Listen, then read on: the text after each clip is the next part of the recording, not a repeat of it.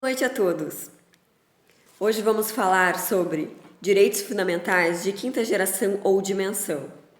Após a promulgação da Constituição Federal de 1988, observamos que a mesma fez previsão, mais precisamente em seu título 2º, dos direitos e garantias fundamentais, sendo que, para fins de organização, dividiu o referido título em 5 capítulos: direitos individuais e coletivos, direitos sociais, nacionalidade, direitos políticos e partidos políticos.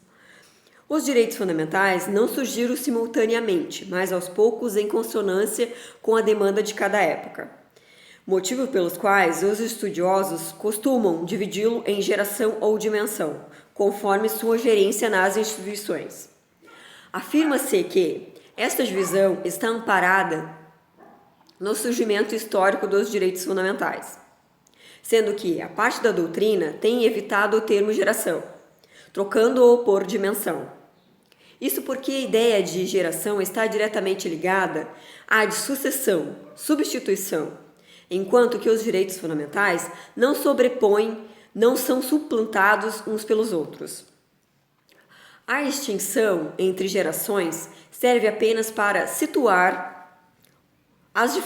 os diferentes momentos em que esses grupos de direitos surgem como reivindicações, acolhidas pela ordem jurídica. A divisão das dimensões pode ser facilmente realizada com base no lema da Revolução Francesa. Primeira dimensão, liberdade. Segunda dimensão, igualdade.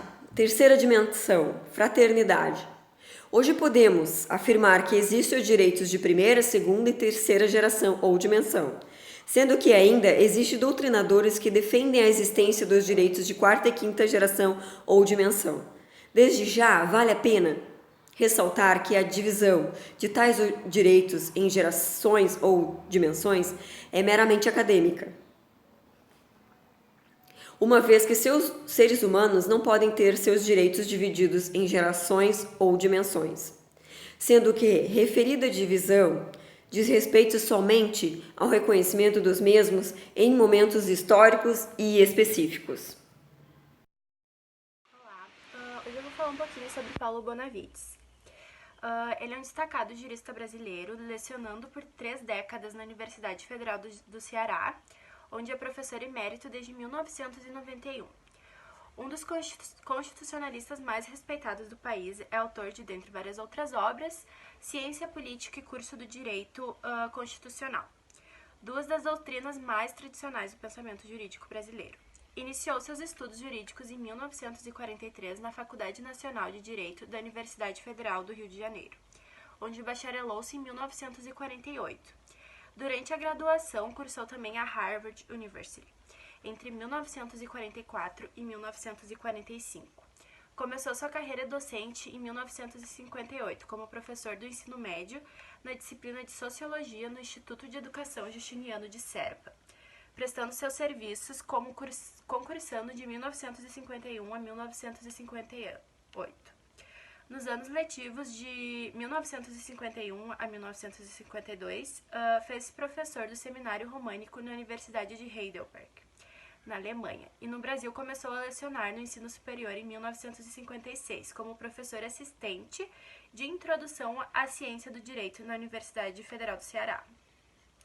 Isto após a conquista da livre docência, com a tese dos fins do Estado, pela mesma instituição, no ano de 1958, conquistou os títulos de doutor e professor catedrático, com a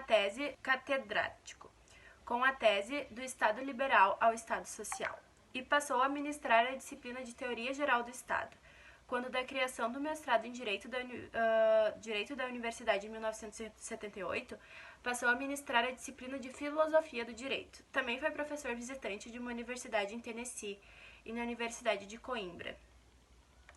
Sobre a obra de Paulo Bonavides, existem várias fontes a serem consultadas, destacando-se a sua biografia, Paulo Bonavides, escrita por Antônio Carlos Klein, e a tese do professor Dimas Macedo, publicada no Brasil pela editora Malheiros, de São Paulo, com o título Estado de Direito e Constituição, o pensamento de Paulo Bonavides.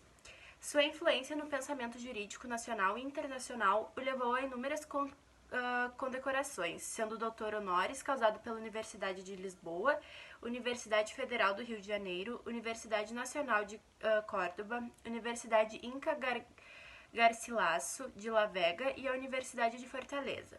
Também é comendador das maiores honras jurídicas do cenário nacional: a Medalha Rui Barbosa da Ordem dos Advogados do Brasil e a Medalha Teixeira de Freitas do Instituto dos Advogados Brasileiros, além de várias outras, como a Grande Colar do Mérito do Tribunal de Contas da União, a Medalha de Abolição do Governo do Estado do Ceará, a Medalha Clóvis Bevilacqua do Tribunal de Justiça do Estado do Ceará, dentre outras. Se tratando de um comparativo, podemos assimilar a quinta dimensão diretamente com a terceira, não só porque elas se tratam de um coletivo, mas também porque elas têm aspectos em comum, como por exemplo a paz.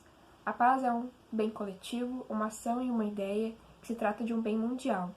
Também podemos verificar que na terceira dimensão se trata de comunicação, um dos aspectos também defendido na quinta dimensão, porém de uma forma diferente, onde se trata de cibernética, se trata de realidade virtual e internet. Atualmente, meios de comunicação fortes. Estabelecer os fundamentos para a paz e o desenvolvimento requer que os cidadãos se sintam investidos de um futuro comum e sejam autônomos para realizarem seus próprios potenciais a fim de dissolver os problemas que enfrentam. A República Federativa do Brasil expressa em seu 4º artigo os princípios de suas relações internacionais que preconizam a solução pacífica de conflito, a prevalência dos direitos humanos, a defesa da paz e cooperação como base fundamental de uma política de paz internacional brasileira. A relação entre paz e direito parece mais nítida quando essa se constitui em um objetivo a ser seguido. Mattei defende que há uma ligação indissolúvel entre paz, meio ambiente e democracia. Já Bonavides define que o direito à paz é concebido como direito imanente à vida, sendo condição indispensável ao progresso de todas as nações em todas as esferas. Já Bonavides define que o direito à paz é concebido como direito imanente à vida, sendo condição indispensável ao progresso de todas as nações em todas as esferas. Constatou que a paz estaria localizada em uma única geração que denominou de quinta geração dos direitos fundamentais. A paz teria uma dimensão única por ser o direito supremo de toda a humanidade. Contudo, por adotarmos a distinção entre direitos humanos e fundamentais, posiciona-se a paz na terceira dimensão dos direitos fundamentais e não propriamente como um direito, mas sim como um dever.